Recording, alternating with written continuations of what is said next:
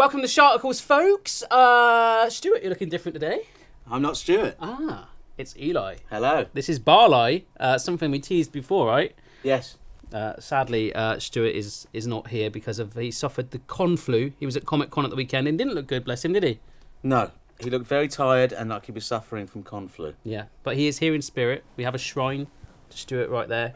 So, Stuart, if you're watching, we will try and do you proud. We have a fresh batch of Sharticles. Steaming fresh shart straight from the chute.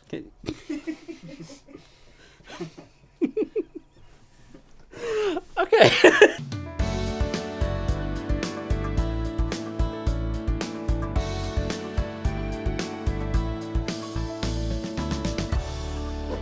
Barley. Let's kick off with the first one, which is from the Metro. Live crab spotted getting off train at Cheltenham, possibly on its way to work. So funny, Metro copywriter. No, I just want the facts, you know what I mean? Don't start making jokes already in the headline. I mean, do you often see a crustacean going to work? Well, how would you know where it was going? I don't know, maybe you might see a lobster driving a bus one day or something. I think it's more likely it's going to see its family. A live crab was spotted getting off the train at Cheltenham Spa. The train had come from Manchester Piccadilly. Not known for its crab population. No. Much more of a furry territory around there, cats and... I don't know where I was going with that, gerbils, hamsters. Furries are people who get sexual gratification from dressing up like dogs. Manchester. Although it's not clear where the crab had actually travelled from or what his business was in Gloucestershire, they are really selling. It's the jokey tone of Metro, isn't it? Yeah. They are really pushing for crustacean-style, work experience right here. Maybe half of the Metro are crustaceans and not actually human. I wouldn't be surprised some of the crap they'd print. Fellow passenger Dan Baker was the first to spot the crustacean. There's a live fudging crab at Cheltenham train station. What the fudge? So he sounds so excited. Dan Baker is such a virgin, isn't he? Isn't Dan There's Baker... a live flipping crab! Ooh, I'm going to piss myself. You know what I mean? Get some life experience, Dan Baker, and calm down. Just trying to take these crustacean levels up a bit, you know? Maybe he hasn't been to the seaside. He's never been to the seaside. He's never, had the company of a lady.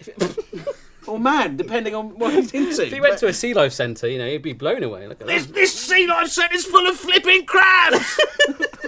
When contacted for comment, Cross Country Train said the crab was escorted off because it had tried to sidestep... I hadn't even read that before, paying.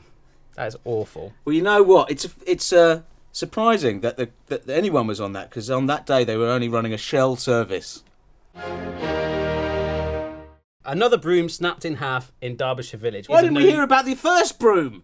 Yes, a broom has been snapped in half in Derbyshire Village, the third such reported incident in 15 months. Adam Ward was on his way back to work in Barlborough this morning when he saw the broken broom. Its brush spiked into the grass like some kind of show of victory.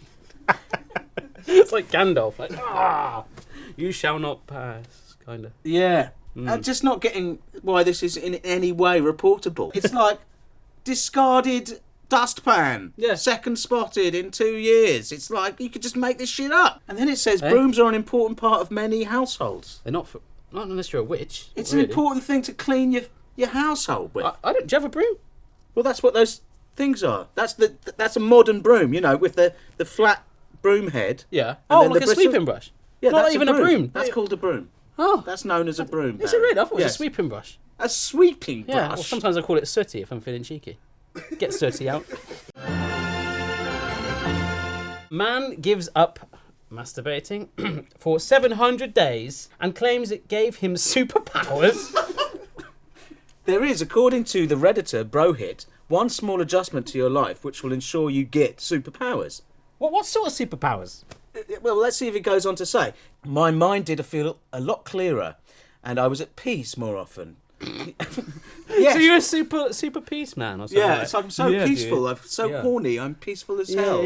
Yeah, like war crimes is cool, man. My nutsack is backed up to shit. Is that what you said?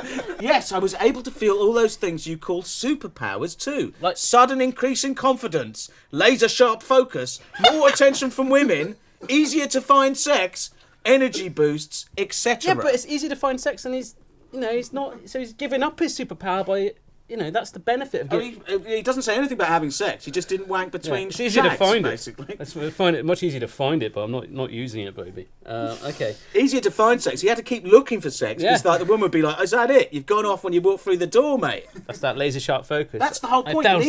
You need to masturbate. What else can I find with my energy boost? Sharp focus. You need to masturbate in order to, give the lady some time. You know what I'm getting at. Let's see. So what are his other superpowers here? Sudden increase in confidence. Now, that sounds like he's snorting cocaine. Yeah. I mean, something's... Laser sharp focus, more attention from women. What, they can smell the backed up gunk in his nuts. I can smell your yeast. Did I say that? It's because his balls are dragging on the floor. Oh, man. Anyway, Brohet may be able to concentrate for longer and be more confident, but other meaningless addictions remain. I check my phone every few minutes to see if that cute girl I texted has replied to my texts. I go on Tinder so frequently to see if I can find my one true soulmate, or maybe just get laid soon. This guy's nuts. He's a loser. Having meaningless sex with a new girl every time. How's any of this different from masturbating? Yeah, good point, you. He's a sex addict. He is. Essentially. Yep. And it's given him an extra impetus to find meaningless no-string sex on Tinder or whatever because he's so horny.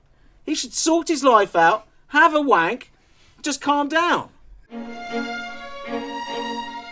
Dirty protest. Woman claims she found cat poo in Tesco snack box. Ooh, nice. Lucy Barfoot has blamed a disgruntled employee of hiding it inside her protein pot.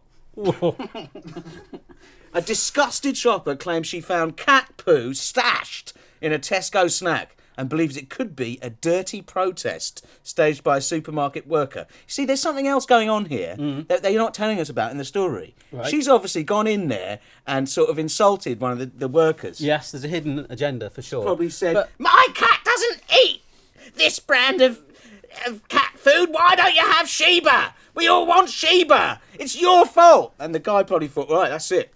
Cat poo in your spinach and halloumi snack box, darling. Lucy Barfoot discovered the suspicious brown object tucked into a spinach leaf in her protein pot on Friday. The 29-year-old from Bristol has since accused a disgruntled supermarket employee of deliberately adding the faeces to the spinach and egg snack. I mean, that's good. That's good effort if they did do that and actually. And why did she? What is this woman, Lucy Barfoot? She seems like a charlatan to me because she's just like, "I don't like the way that one looks. He put the cat poo in my box." And then she did put cat poo. Someone looks at her like, "You're a nutcase." She's like, "It was him. I don't like him."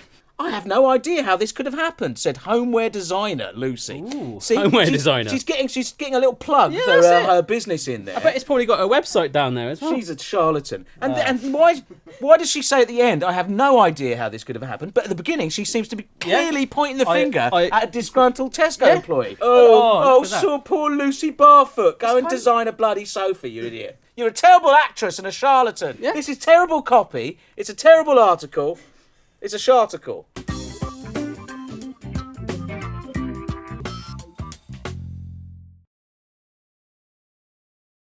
Actually, of all the poo varieties, when we're on the topic, right? Of all the poo varieties out there, cat poo for me is probably the most stenchable out of all of them. I absolutely hate the smell of it. It is extremely tangy on the nostrils. It is, yes, but come on. It hasn't got that visceral inside of a dog's stomach effect that dog poo has. That kind of wafts the nostril hairs. You kind of like soothes them, it eases them, it caresses them. No, I think dog poo's always going to be worse, and also has a lot less consistency. So if you're trying to move it, dog poos are much more likely to break up. Yes, it is. Yeah. So it's got that going for it. Cat poo. Where is this going? But you don't see white dog poo anymore, do you? That's another thing. You used to see a lot of that. Where's it gone? Or was it just chalk? Was it just white loads of dog people? poo. Ah. It was because it was in the 1970s, Barry. Yep. The public services in this country weren't up to scratch. Ah. So the streets didn't get cleaned. It's very simple. This is where the white dog poo has gone. Yeah. These days, poo gets moved before it has a chance to turn white. Ah, really? If you want to rewild some white dog poo, let's bring it back. You could just get your dog, save all your dog's poos, leave them out in the back garden on some kind of drying rack. Yep. And or your barbecue, you know? Instead of using... You don't want to use the barbecue. Yeah, true. Well, in between drying sessions. Yeah. And then you can go out on the street White dog poo. Scatter it like that. Anyway. Okay, yeah.